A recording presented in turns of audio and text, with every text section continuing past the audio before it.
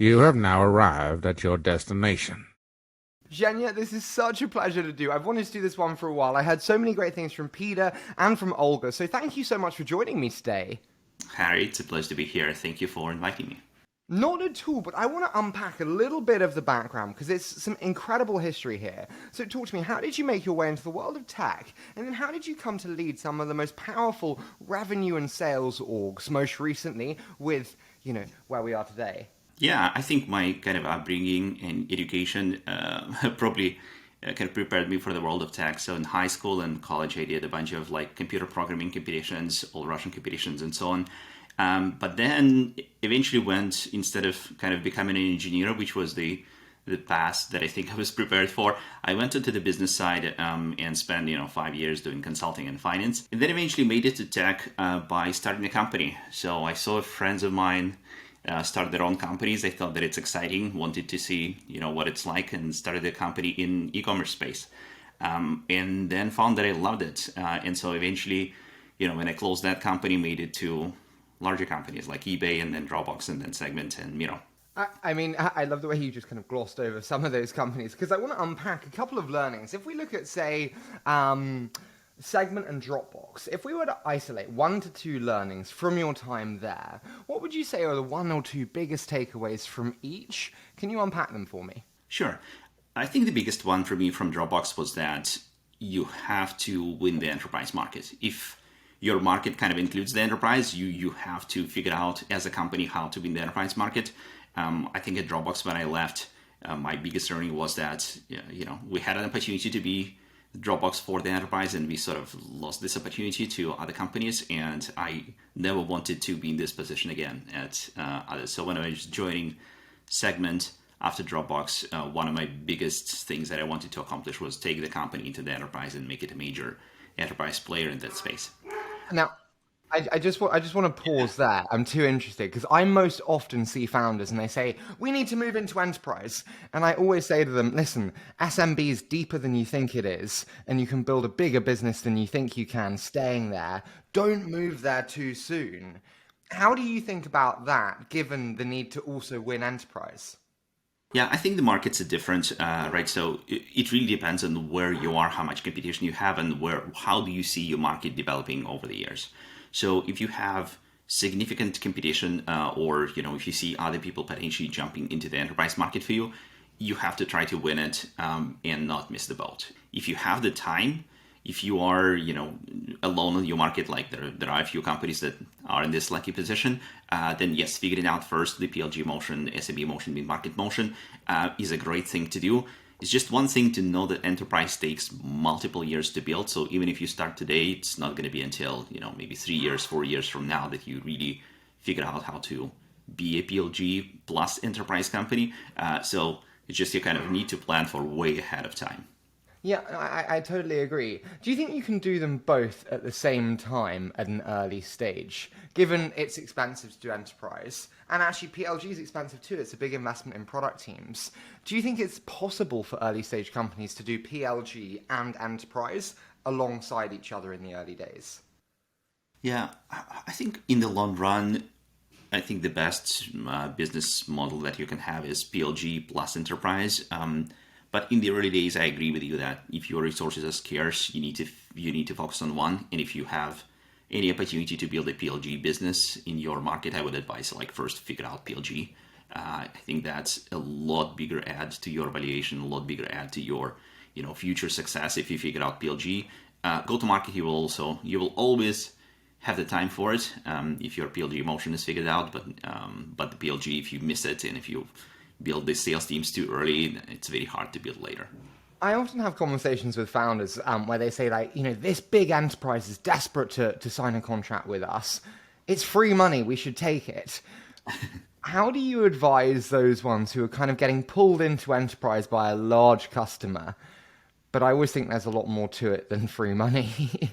Yeah, I mean, we've seen it, right, at every company. So it's a double-edged sword, I suppose. On one hand, some of those early adopters will become your marquee customers who you will show to all of your other prospects for the next 2 to 3 years.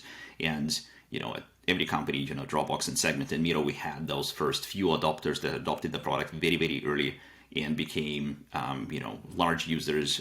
It really helped us go into the enterprise and like figure out how to build the product there and figure out what are the requirements for the enterprise customers. On the other hand, if you don't have enough, if you know that you're going to need to build a lot for this particular customer that is outside of your normal product roadmap, and that would detract your engineering product resources from building the core product, I wouldn't do it. It's very hard to say no to, a lot of money and a logo that you like. But I think if you know that it's going to detract your resources, don't do it. If you analyze Dropbox, you said there about not winning it. Why do you think you didn't win it? I think what I learned, I guess, from Dropbox is that going into the enterprise is a commitment for the entire company that starts with the CEO and that needs to take the entire, not just the go-to-market teams and sales teams, but the entire like marketing and engineering and product and the entire like, culture of the company needs to change a bit. And the whole company needs to believe that, the enterprise is good fundamentally, that it's not, an evil and that salespeople are not evil, but that it's great for your customers. It's great for bringing your product into the market. And I think this lack of that level of commitment early on, I think at Dropbox was what plagued us. We had wonderful, fantastic go-to-market leaders at the company, but we just had them, like each one came for, a couple of years and then left. And, we never had the full commitment to go full on and win the enterprise no matter what. I totally get you in terms of the commitment top down. What would you say was a big takeaway for you from Segment? It was an incredible journey there. What would you say is a big takeaway that impacted you from Segment? So, like Segment for me, Segment was really the first place where I ran the sales teams, right? So I started about 6 years ago, and I started as the head of customer success team at Segment. And then about a month in, Peter, the CEO, asked me to run sales, and I told him, hey, there's so many people who know how to do this way better than I do. You can go and hire them, and do you really want to do it? He said, well, yeah, like you seem to understand how the go-to-market thing may work, and go and try to run the sales team, and if you fail, we'll hire somebody. And so I've been at Segment ever since. Like every 6 months increment is like, okay, let's trust another 6 months to Zhenya, and let's trust another 6 months to see how he can run sales team. So I think the biggest learning from Segment for me was this kind of path of an outsider into the sales team and learning about the sales world. And like, I'm a kind of a mathematics nerd and an operations geek. And I think that I saw initially sales as maybe nothing other than building relationships and maybe knowing your product well. And over 3 years at Segment, I came to realize how fantastic and how deep the world of sales is, how much it has to master and to learn, and that it's sort of a separate field of knowledge, even like several different fields of knowledge. So before Segment, I think I respected salespeople because I saw that they can do kind of seemingly effortlessly what I couldn't see myself doing. But then after Segment, I respected them even more, knowing how much they have to learn and how much they need to do and excel in to be able to do things they do so easily. I totally agree with you in terms of the complexity in many ways of the sales role, especially today with the multiple different personas and the product knowledge required. I think people consistently underestimate it. I want to start on something though that people often talk about, but I think there's a little bit of a lost clarity around it, which is the sales playbook. Love the term. How do you think about the definition of what a sales playbook actually is? So I feel like I think about sales playbook on 3 different levels, the customer level, team level, and market level. So customer level for me is all about the problem and the solution. So the question is like, what problem are you solving? Who are you solving it for? And how are you solving this problem with your product? And the time frame for this is somewhere between one single meeting and one deal cycle. The team level for me is about organizing the team to solve as many those customer level problems as possible in a period of time effectively, right? So it's about hiring profiles. It's about how do you ramp and train salespeople. It's about the leaders that you hire into the team, what is the coverage model, and who does what on the sales team and customer success team. And the time frame here is maybe 6 to 12 months. And then the last level is the market level, which I think is all about your plan to win the larger market in the long run. So It can be about moving from SMB to enterprise, which we talked about. It can be sort of moving from mid-level decision makers as buyers to CIO as a buyer, or C-level decision maker as a buyer. Moving from selling into one country to a global sales team and covering the global market, from sort of one set of competitors that are maybe small pure plays to entire different another set that may include the likes of like Microsoft and Google and so on. So, and from a regional product to the long-term product vision. And the time frame for this is maybe 5 years or more. So when we think about those three, I love that breakdown of the three different stages. And when we think about those three different stages, who needs to own what part of the stage? Often founders are told you need to create and execute the sales playbook before you hire your first reps. When you look at those three stages, what does the founder need to do? And then what needs to be brought on at what stage there? Mm-hmm. Yeah, I listened to some of your interviews with sales leaders before on the question of whether the founder should create their own first sales playbook. And I feel like we have a consensus here, and I think that no, the founder shouldn't. And it's better that they're not. So of course the founder is the most often the first seller, and most often, and they need to link the sales playbook to the vision of the product and the company that they want to build, right? It's very helpful for them to be deeply involved in creating this first sales playbook. But it's also very, very helpful if a sales professional is actually running the process. So coming back to my point about sales being like a very deep area of expertise, I think that some first-time founders just don't realize it and don't realize how much they may not know about sales and about what's important for the sales rep and how to create a playbook that would resonate with them and that would feel like it's their own. And I think one more important thing that I want to emphasize is I'm a big believer in enablement and empowerment. And I think if the founder sort of hires salespeople who he gives the playbook to that the founder developed, it's going to be less effective and less efficient than if a founder brings in the person and lets them create something that they would feel ownership over and would feel empowered to go and execute.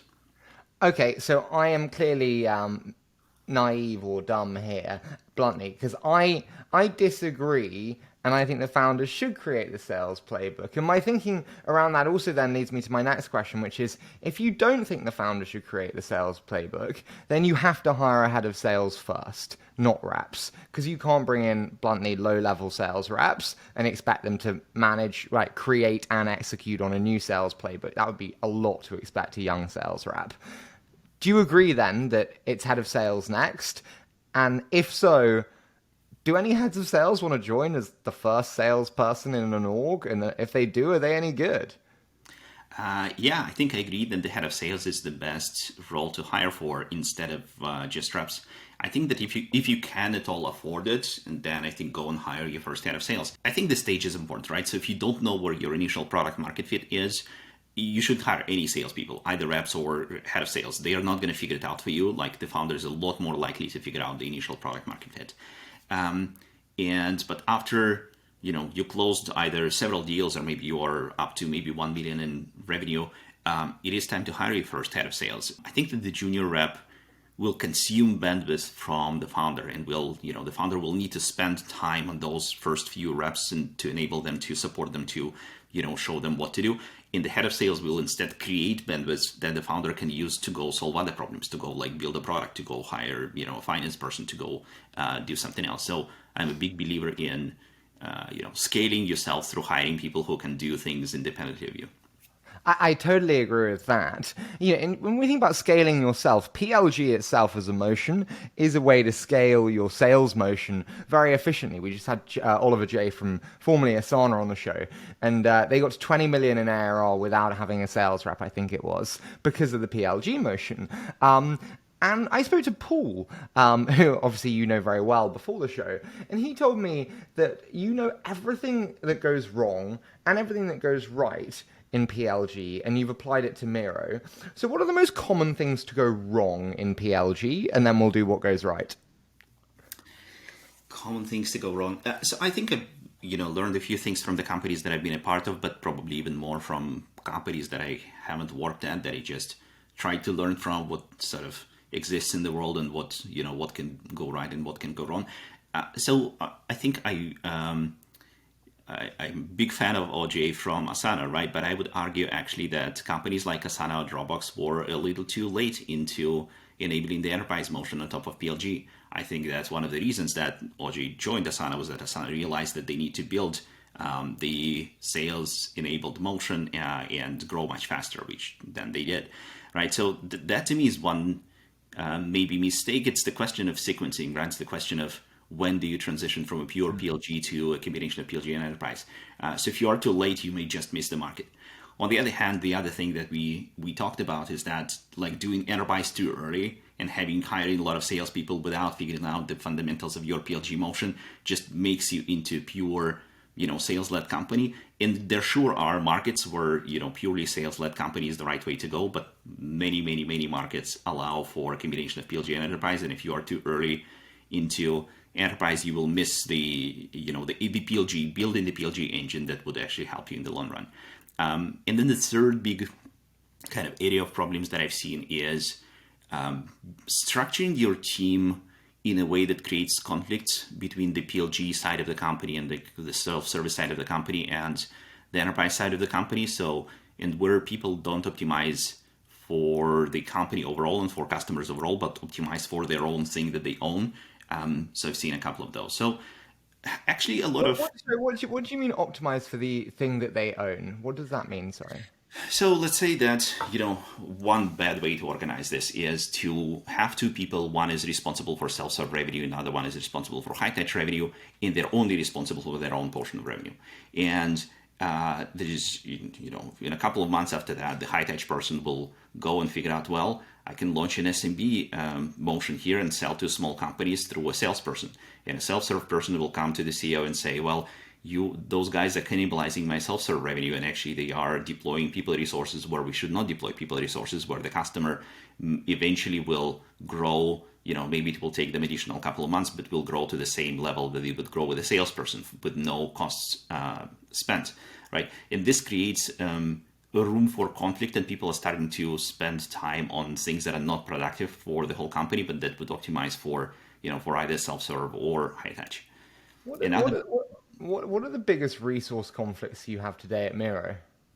I don't think that there is resourcing conflict. I think the biggest conflicts that can happen are alignment conflicts, right? Sort of, what are your goals and what are the goals of the people around you? So, for example, you asked me, right, like, how did I take into account all the maybe mistakes and the ways to do things right before or when I joined Miro? And I think most of those things I took into account even before joining Miro. And you asked about the resource conflict. So one of the big things that I wanted to make sure happens before I joined Miro was that we don't have an internal conflict. So now I'm responsible for all revenue, right? Both self-serve and high touch. But the self-serve team doesn't report to me, which I also think is the right thing. I think that the self-serve team is fundamentally a product team first and foremost, and that it needs to be a product engineering team and sit within the product organization to be actually able to build the experiences for the customers that enable PLG. But because I have this responsibility for all revenue, I actually don't care whether the revenue is self-serve, whether the customer is self-serve customer or high-touch customer. So I'm not, I don't have any incentive to build things that don't make sense for the end customer. And do you have the high touch sales team going, hey, we need these features for these customers, and it's going to drive revenue, and the product, PLG team are not doing it fast enough. Zhenya, come on, help me. Do you get that? I don't think we do, actually. So I think the way that we build collaboration between the two teams, I think the entire sort of high-touch side of the company realizes that the PLG side is not about small customers. It's not about self-serve alone. It's about PLG motion for all of our customers. So within the PLG team, we actually have enterprise growth team, which is a product team that sits within our self-serve organization, self-serve product organization, and that helps mature customers to the enterprise level, and it helps expand customers in the enterprise. So generally, when I joined Miro, the thing that I saw as maybe mission or thing that I wanted to do most is kind of build the next iteration of the best in breed combination of PLG and enterprise, and how the more they are connected everywhere, the better I think the overall motion is. Yeah, no, I love that actually in terms of putting like the enterprise product within the PLG motion, and I didn't actually know that, so that's awesome to hear. I do want to dive into the hiring process itself, because now we've identified, as you said, actually, let's hire the head of sales first. Okay, I've never done this before, Zhenya. You are an angel in my hypothetical company and my most trusted advisor. Tell me, if we think about before, like how to structure the process, like what we're actually looking for in the people, what are the non-obvious characteristics, traits, qualities that these incredible sales leaders, because we're going for the head of sales first, according to your advice, what am I looking for in terms of characteristics and traits that's non-obvious? Yeah, hiring is definitely my favorite part of the job. And mostly I'm going to talk about general leadership hiring and maybe the first sales leader hiring, but also you can apply the same for anywhere from your head of engineering to head of marketing to anywhere else. I think first and foremost, I'm looking for people who have not done the job before. So I usually, instead of sort of hiring people who have the experience, who have done exactly the same role before, which sometimes is appropriate, but for most roles, especially in high growth companies, I'm actually striving to look for somebody who knows 70% of the job, but is really, really passionate about getting the other 30%. And the only motivation I care about them having is to grow personally and professionally by succeeding in this next step in their career. So I give them the opportunity to take this next step, and I see the most amazing results when they have the passion and the skills to run it. I think the big trick here is to know exactly like what are the key non-negotiable experiences that fall into this 70%, what can you not miss? And frankly, you asked about non-obvious characteristics of those people. My feeling is that there is no simple formulaic answer to this, and that your job as a hiring manager is to like make those non-obvious things obvious to you by trying to deeply understand the role that you are filling before you are starting to interview the first people for the role. So if you're hiring your first head of sales and you have no idea how to hire a head of sales, like, and what they should be doing, go and talk to 10 heads of sales who you may possibly maybe not be able to hire, much larger companies, right, for not looking for anything, and just talk to them for an hour or two and understand like what are they doing. Sorry, on that point, that's why I started these shows, because I wanted founders to be able to listen to you, to OJ, to Danny Herzberg, and go, wow, these are the best sales leaders. This is what great looks like, and it allows them to build a benchmark. And then they can take this conversation to their conversation, and it democratizes access to you in a way that they may not have otherwise. Yeah, it makes total sense. And I think I think what founders should learn from this is not necessarily only here's what the salespeople look like, right? But more like you can use the same approach and should use the same approach for any role. If you're hiring your first, I don't know, CISO or CMO or your head of engineering or anybody else, like go and figure out what the job is before you start talking to people about joining you for that role.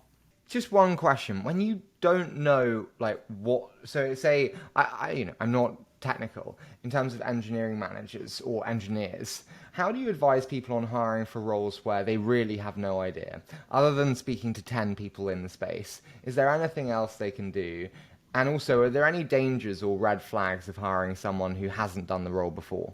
I think if you don't have the background in this role, I think that's going to be the most typical situation, right? As a founder, you're hiring a lot of people who are going to be professionals in their fields where you're not a professional in their field. You may be a professional one or two, but not 10 other. So it's always going to be the case, and you have to learn it. Like, it's very hard to say, hey, as a founder, I have I don't want to deal with legal and finance, and I'm going to just find somebody and they're going to take care of this, and I'm never going to need to be involved. Well, you are going to have to be involved, right? Like, you're going to have a bunch of things leading at least up to the IPO that you will need to learn even about that field, not even talking about engineering or sales or marketing. So I think to some extent you need to always be sort of a scholar of different disciplines. The best way that I found that you can learn is really talk to people who have done that before. But you can read a bunch of books. There's like, I read maybe 10 different sales books when I was starting to run sales at Segment to figure out, what people wrote about this. So that I guess, like, knowing what your people do is the best recipe, and then you learn from them, and you continue learning from them and their peers that you're talking to. how do you structure the actual process itself? I often see people have one meeting and offer a role, or others who have 20 and still haven't made a decision. How do you think about structuring the right and efficient hiring process for sales and revenue teams? Yeah, I think that a good hiring process is frankly similar at most places, right? So you have your hiring manager screen your interview panel, then you have some final interviews, and then you close the candidate.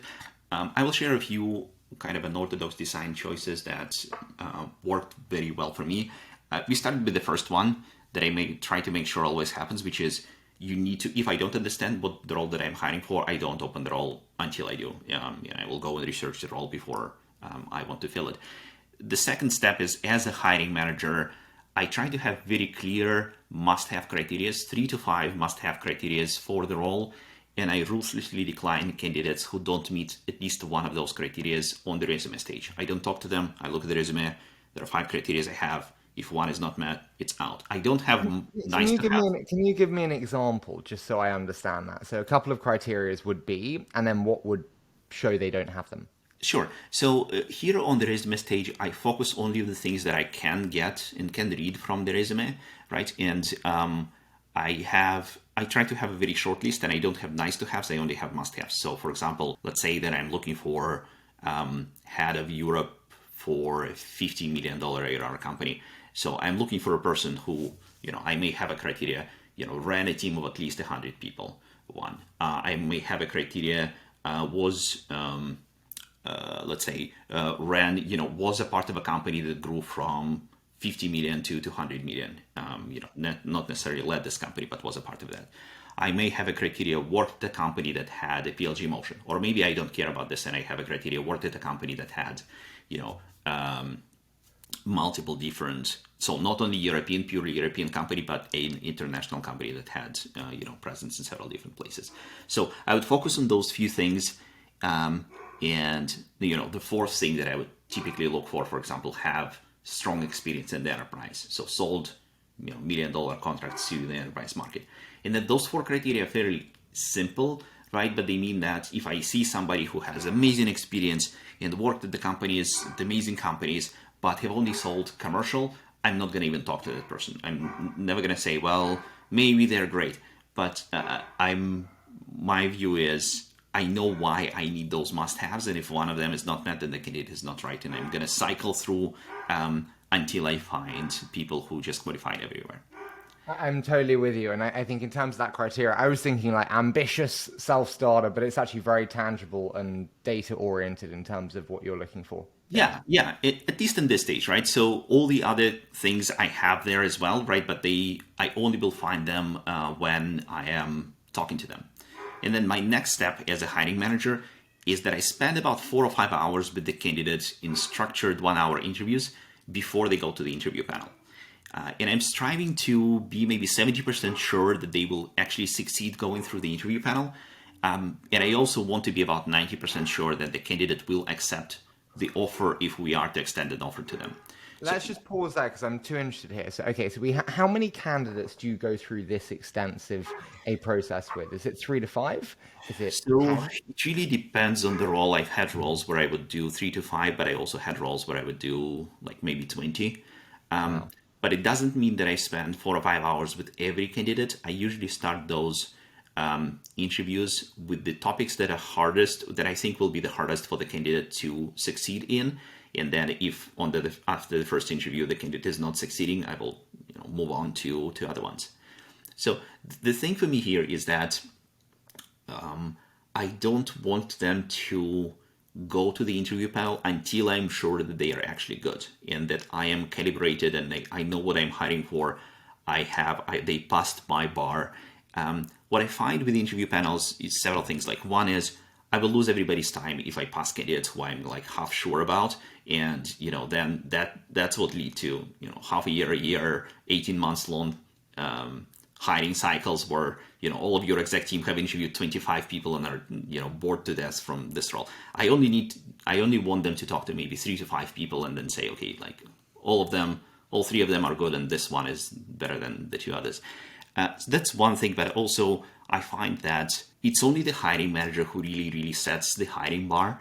and your panel will not be able. Your panel doesn't exactly know what you're hiring for. They may have a good feel, right? You're hiring head of sales, and your head of marketing interviews and head of engineering interviews them, and they have their own perception of what head of sales should look like.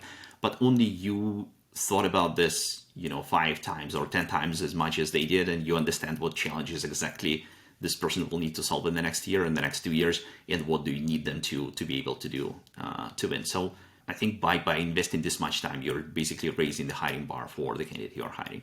I feel quite naive here, Zhenya, but when you say hiring panel, do you have an individual hiring panel for each hire? Is it like a hiring panel across the company? Can you just walk me through this? Because I've never actually heard of like a hiring panel, so to speak. Yeah, I do have individual hiring panel for each role. So what I'm looking for, I look for maybe 3 to 5 people who will talk to the person I'm trying to hire, who will be the most likely to understand well what I'm hiring, like what I'm trying to hire, and who will maybe work closely with this person. And if sometimes I don't have those people inside the company, sometimes I may ask my board member to interview, or I will ask my advisor, who is head of sales at a much larger company, to interview my first head of sales hire to understand what to do with them. But I also will have people from within the company interview the hire as well. And so the panel, I think, is tailor-made, and I try to make the panel as hard for the candidate as possible, because if they pass that, they're much more likely to succeed when they join the company. And What makes a panel hard? Is it the people being very experienced and very direct? What makes a panel hard? I think over time, when you interview together with other people, you're on the same interview panels.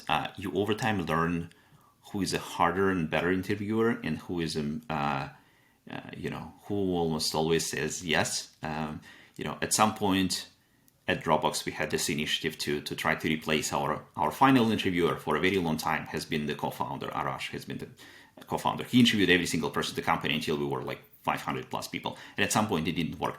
And the way that we wanted to find people who could potentially replace Arash, we analyzed who said no more often and who was right in the hiring decisions more often. Like, we took the entire database of our interviews for the company, and then we found those 2 people. So, and what I find in my interviews is that, if I did 10 interviews, if I had one person on an interview panel for 10 different interviews, and every single time they said a yes, and then half of the time I agreed with them and half of the time I didn't, that's not a very strong signal for me. I'm looking for people who will, disagree with me, first of all, and second, who will be like hard to pass, but reasonably hard to pass, right? Not for arbitrary reasons, but they have a good reasoning why this particular candidate may not necessarily be a fit, right? So that's what I'm looking for.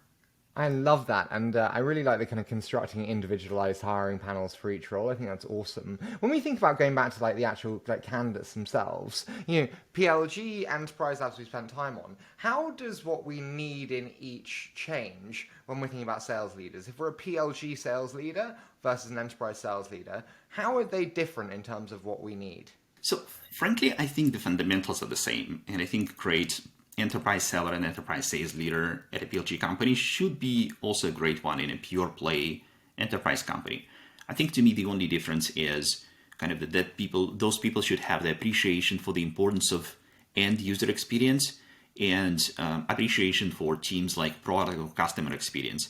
So they don't necessarily need to have PLG experience at a PLG company, but I want to see them sort of respect and value perspective of other people and ability to learn new things. And if they can learn new things, then they can easily learn the PLG motion as well. I don't think that there is a special breed of, PLG salespeople. I think that, a great salesperson is a great salesperson. They just need to be open-minded about changing their sales motion to benefit from the PLG.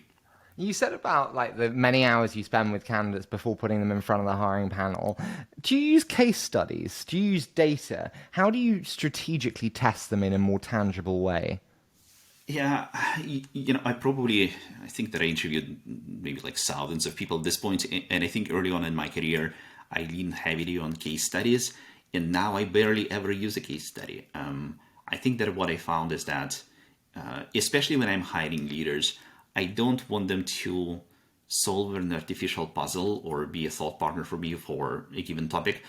I find that, their ability to succeed there very much depends on whether they were exposed to something like this before or not. I really want to talk to them about their own experiences. So all I do is all about, give me a situation when you did this and that, and then I dive into it and ask like 10 follow-up questions to understand how they solved the problem, what did they think about, how did they work with other people, like why did they make this decision or another decision. So I focus primarily on experiences. Tough question, and not one in the schedule. What are the biggest ways you fucked up in a hiring process? Like, what are the biggest hiring mistakes you've made? Oh yeah, I made quite a few. Right, so I had like people who reported to me who had to leave companies, and it's every company that I've been a part of.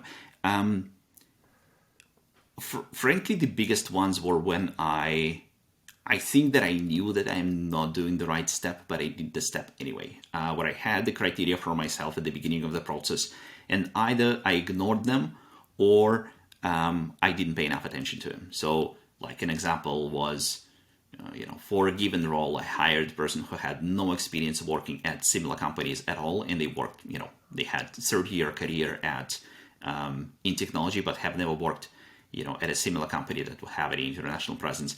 And it was just extremely hard to change the mindset, and we had to part ways. And I knew that it would likely be extremely hard. It's just for some reason I thought that I would be able to, because of all the other strengths that the person had, that I'd be able to.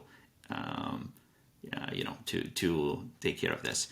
The other experience was when I looked at the candidates. I trusted the interview panel too much, and I trusted the candidates' resume too much. So I looked; they had like a wonderful, fantastic resume, and my interview panel was very fond of them. And I think the problem with this is, you're on your interview panel, everybody has like 40 minutes to an hour to talk to the person. And nearly everybody who has like good experience have about 40 minutes to an hour talk track that they can give you that looks impressive, right? But I didn't really dig into this candidate's, approach to solving problems enough. I didn't do those 5 hours of interviews. I did like 2 hours. And then when the person joined, I realized, well, crap, I should have found those problems that we are now having in the third hour of interview, but I never did it. I mean, we're going to get into when that happens. I do just want to remain on just pre-hire still. If we're thinking about sales comp and offering them the role, how do you advise founders on structuring the right sales comp, and where do you see the most common mistakes in terms of sales compensation? Actually, I've marked this one as potentially skip because I'm not sure that I have any insights on this one, on sales comp, if you don't mind. Totally fine. No, I do want to take this because now we've been through the process. Yeah. We've got this amazing candidate. Onboarding is notoriously difficult in every company. When we think about kind of the right onboarding process, what does that look like for this head of sales that we've just hired? Thank you, by the way, for helping me. What does that onboarding process look like for this first head of sales? So what I try to do for every leadership hire that I make, I try to free up their first months as much as possible. Like I try to create a situation where they don't need to deliver anything in the first 1 month. I want them to, I'm hiring them not for the next 6 months or 12 months. I'm hiring them for the next like 5 years plus with the company. And I want them to build the foundation of being able to succeed in the company. And for me, that's understand the product, get to meet everybody in the company who you will need to work with. And ideally, you start from people who you will need to work with like a year from now, not a month from now. So if you're a head of sales, you don't go and talk to your salespeople first. You go and talk to your head of engineering or key engineering and product leaders, because eventually as a head of sales, you are going to need to work with them for the company to be successful. And if you miss the opportunity to build this personal connection in the first months, it's going to be very hard to do like when you're 6 months into the role. So the first months I try to give them as much kind of direction to learn broadly about the company, into, sit in sales calls to just, ingest everything that the company has built before they joined as possible. So that's step one. And then second, I'd like them to have one low-hanging fruit in their area. I'd like them to do like one small project, and it needs to be small, that delivers value to, if you head of sales, you either go and sell, or you go and solve a particular problem for this small initial sales teams that you may already have, or you go and figure some other thing that people see that you're delivering value. Because as a new person, you also need to get a lot of buy-in from the rest of the company that you're actually capable. And by delivering this first low-hanging fruit, you get the credibility that allows you to then drive change on a larger scale. Okay, so just pausing there. I'm the CEO. Do I say, Zhenya, you need to go meet, the head of product, the head of engineering, and I make it happen? And do I need to give you the low-hanging fruit to go get? Or do I drop you in and say, make it happen? Should I expect you to do it, or should I give you the guidance? I think that, like expecting me to do it, expecting your first sales hire to do it, it only makes sense if you're trying to test them more. But you've just interviewed them. You should have tested them to the extent that possible before they joined. I think after they join the company, it's your mutual job to make them successful. It's their job and it's your job. And if you have any ability to help them, do it.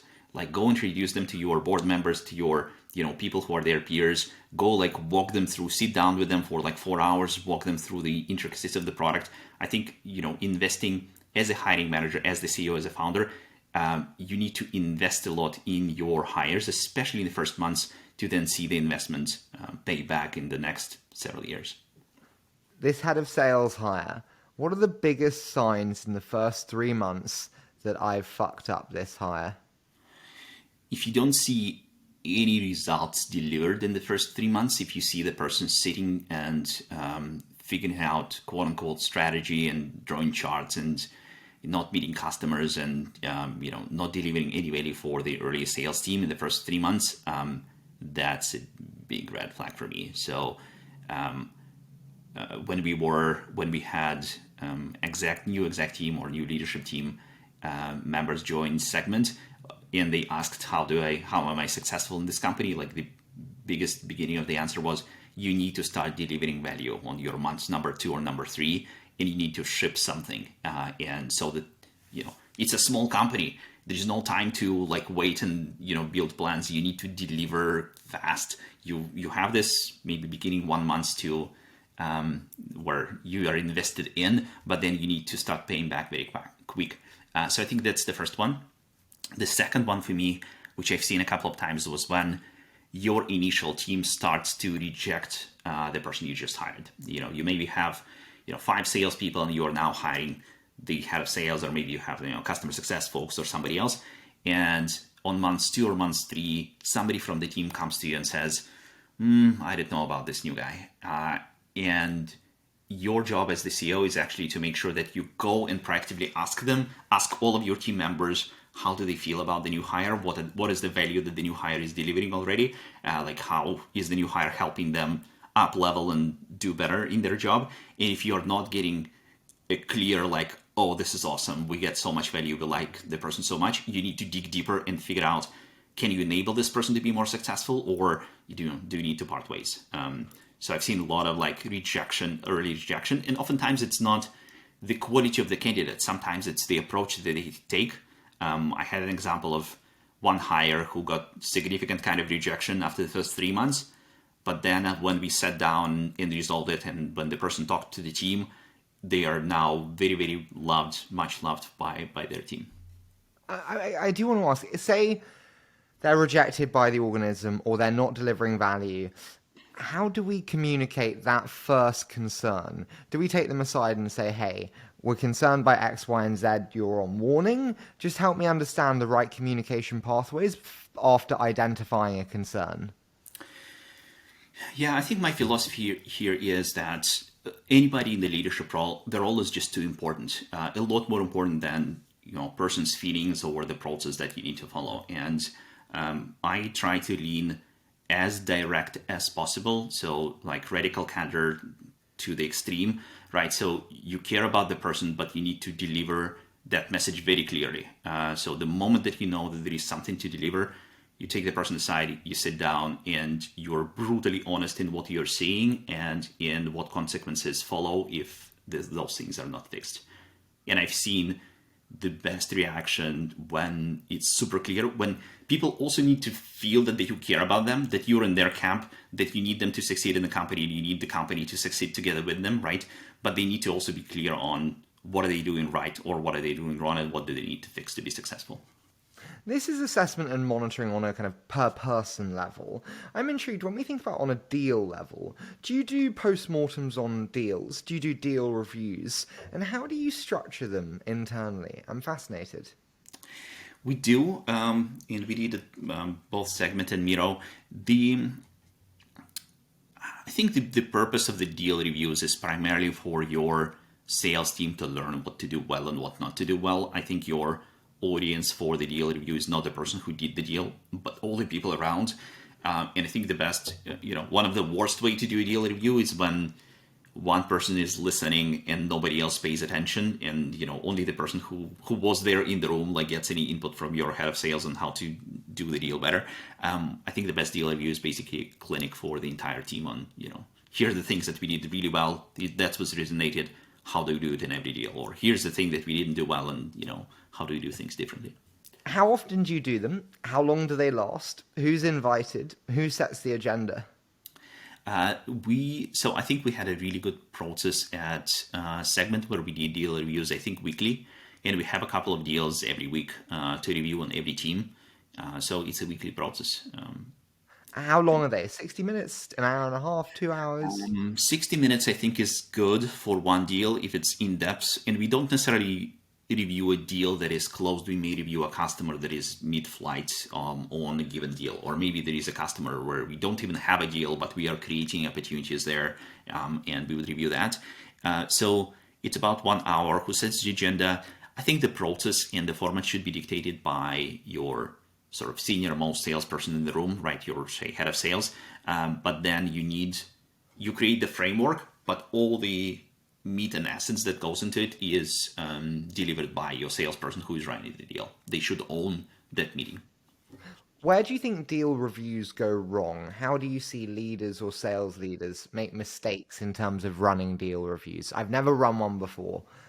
I think the biggest one is when salespeople feel that it's like any adversity in the deal review. When the deal review for the salesperson is like a review of their personal success, then it becomes a show. They become defensive. They show you only the things that they want you to see, and you don't really see what's really happening in the field. You see what the salesperson wants you to see. I think the best way to run deal reviews is when salespeople know that it's intended to help. It's intended to help close that deal, and it's intended to help create a better motion for the sales organization. And the way that you approach, asking questions or giving suggestions. Or how do you split the ownership of the deal review and who's doing what, I think should be targeted at how do I help this particular salesperson win this particular customer best way possible, and how do I help the rest of the sales team who is in the room learn something from this to become better. Can I ask, I think one crucial collaboration is the role of CRO and the head of sales. What's the ideal relationship between CRO and head of sales, and how do you structure a relationship to ensure that you have that level of quality between the two roles?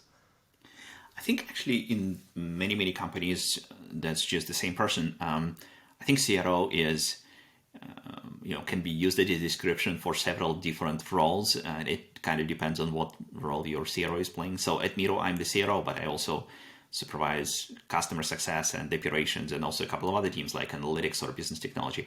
So do you not have a head of CS beneath you? Yes. Yeah. Gosh. And So then they own their function and then they report to you. Yeah. So the role is similar to, at Segment I had the same exact role, but it was called COO. So, those two things we used interchangeably.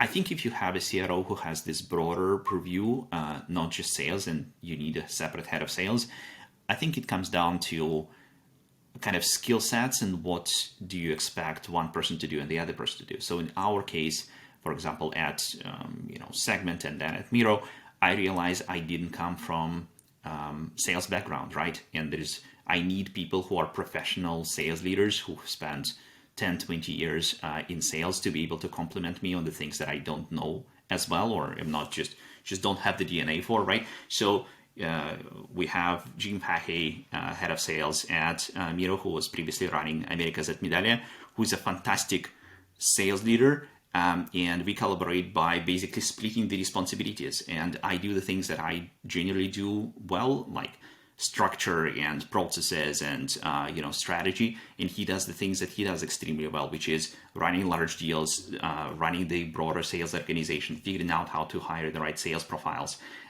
So we are trying to do what we do best, and I deliberately was looking for a person who would do the things that I don't know as well how to do, and complement me on that.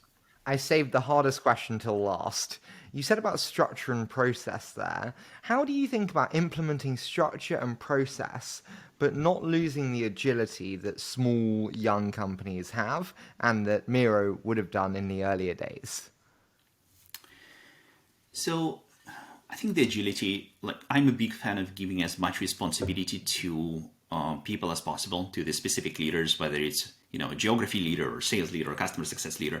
And I think a lot of agility comes from just delegating as much as you possibly can down in the organization on every level, right? If you have a sales leader for US West, they should feel like they're owning the franchise for your company in US West, and they should be empowered to do it. So that gives you the agility. The process doesn't need to conflict with this. The process is about so let me maybe rephrase it. I think the process and the structure can be before the shit. I don't know. And this is the joy of podcasting. Can you imagine if it was live TV? Shit, Emily Chang. Sorry, that'd be too funny. I don't need to ask the question if it's a difficult one. Difficult question. Let me think for a minute if I have a good answer to that. It's just you always see it, like the bloat happen, where process and structure gets instilled, and then decision making is slow, agility is lost, and everything that made the company so rapid no longer is. Yeah. Let's try to restart it again. If you can ask the question, I think that I have a nugget of the answer there. Yeah, totally. I mean, my question is really like when you said about kind of structure and process, how do you think about implementing and instilling that process and structure without losing the agility and speed that smaller companies have and that Miro once had? Yeah, I think it's a great question. I'm a big fan of agility and giving as much kind of local power and as having as light of a process for the team as possible. I think ideally when we are running a large team, and my team is now it's like 700 people, I want the team not to feel like a huge monolith that needs to move with the speed of the slowest piece of the organization here, but to feel like a dozen different villages that have the power to run as fast as they can and have all the opportunity to do it, right? So for example, when we are setting a new geography like Japan or like France, I want to give as much power and authority to a local leader to be able to run their business as they see fit, so that they can be agile on that scale and that they feel like a small and nimble team as opposed to like a cog in a huge machine, a cog in a huge machine. The process to me comes from the process needs to be as light as possible, but should come from those teams that are actually in front of the customer. And if something helps that team, like for example, there is a very specific, sales process and process of discovery, your team and your leaders need to be on board with this process before they adopt it. So I think the biggest problem that I've seen with process is when somebody wants, like myself or maybe the CEO wants your team to follow the process that the team doesn't buy into.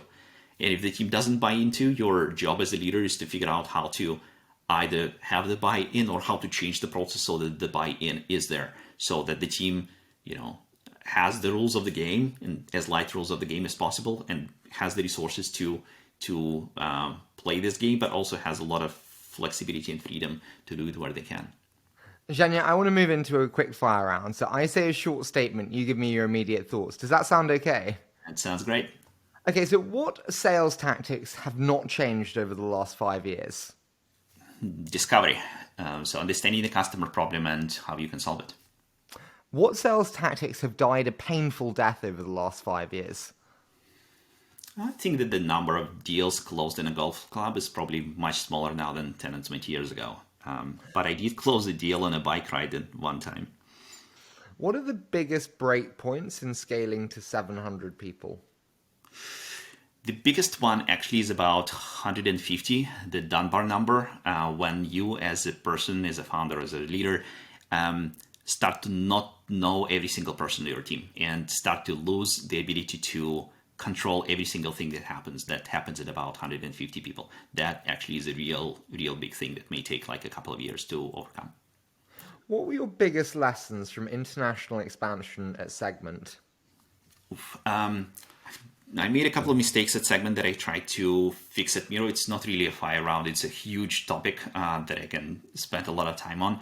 I think the biggest one for me was, well, first of all, it takes an entire village to win this thing. Like you need to open local legal entities and have bank accounts and insurance and figure out local contracts and like localize your product to a language and maybe even localize data residency.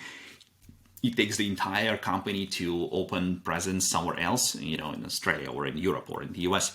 And you need to be ready for it. And as just a go-to-market leader, you cannot succeed in it without the support of your CEO and CFO and the operational organization. So that's big. That's a big learning. The second one is that kind of is as big of a journey as it is. It's if you can do it, you should do it rather early and rather fast. I think at Dropbox we launched the first region outside of the US when we were over 100 million in ARR. And I think that frankly was too late. I think you can start doing this when you are at about 20, 30 million, because it just takes a very long time to build a reputation in the market, to build strengths in the market. And you want to give yourself plenty of time to build strong and ideally cash flow positive business before you go public. What would you say? Sorry, you go. Yeah, I think also the biggest learning for me is actually in hiring. Hiring a person who sits across the ocean from you is kind of 5 times as important as the person who sits in the same office. It's just because it's hard to notice when things go wrong timely, and it's very costly to fix mistakes. So I had to replace a few heads of regions before, and it's just a very, very painful process because you are not in the same office to support the transition, and it's very hard to find a replacement and so on. So I think I'm hiring especially cautiously for those head of the region roles now than I used to do before. Do you agree when there's doubt, there's no doubt when it comes to team? Generally, yes. When you are hiring, yes. When I'm in doubt, I try not to hire. No. Yeah. Tell me, what's the biggest mistake that founders make when hiring sales and revenue teams? I think the biggest one is just not investing the time and not being willing to invest the time to learn this art of sales and kind of learn how those people think and how those people work. So just entirely delegating this and not investing the time to learn how sales works. What piece of advice would you give to a sales or a revenue leader starting a new role today? I'd say, you have a job to succeed in, but you also have to grow with the company and the company may grow very, very fast. So you need to have a plan for your learning for the next couple of years, and you need to stick to it. So kind of figure out how to become better at what you do. What do you need to learn? Who do you learn it from? How do you get access to those people? And treat this plan as a part of your job. What would you most like to change about the world of sales? I think that there are not enough people who move from other teams into sales and who move from sales to other teams. So I think that, if more salespeople jumped into non-sales roles and more non-sales people like product and finance jumped into sales, the world would just be better for everybody. There's just going to be more empathy with the sales team from the rest of the organization, more empathy from sales to the rest of org as well. And there's a lot of magic that can happen in areas like product management or operations or finance if some sales DNA is infused there. What's the hardest element of your role with Miro today? For the last over the last 2 years, I think it's been pretty hard to just be away from people, not on the same floor with salespeople or engineers and kind of everybody else in the company. So I'm really looking forward to be in the office more often and travel to other offices a lot more often. What's the biggest thing that's lost in sales teams when moving to remote? Is it speed? Is it morale? Is it collaboration? What's lost most with the move from in-person to remote? I think biggest one is like morale and camaraderie. I think an experienced salesperson can operate very well in the remote setting, and field salespeople do it basically all the time. but the having this team together and that they feel like they're a part of something bigger and they are in the same boat of the company is much harder to recreate when you're in a remote setting. Final one for you. What one company sales strategy around you have you most been impressed by? So I think that companies that have like the most unorthodox approach to building the go-to-market machine in sales from the beginning sometimes get the most impressive results. So for me, the one shining example is Atlassian. A newer example is maybe Coda with their unique monetization model. And I think that companies with exceptionally strong PLG motions such as Canva or Notion have a great potential to develop new go-to-market and sales models for the future. Zhenya, this has been such a joy to do. As I said, I heard so many good things. I can't thank you enough of me kind of going all over the place on the schedule here, but you've been fantastic. So thank you so much. Harry, it was a great pleasure and a lot of fun. Thank you.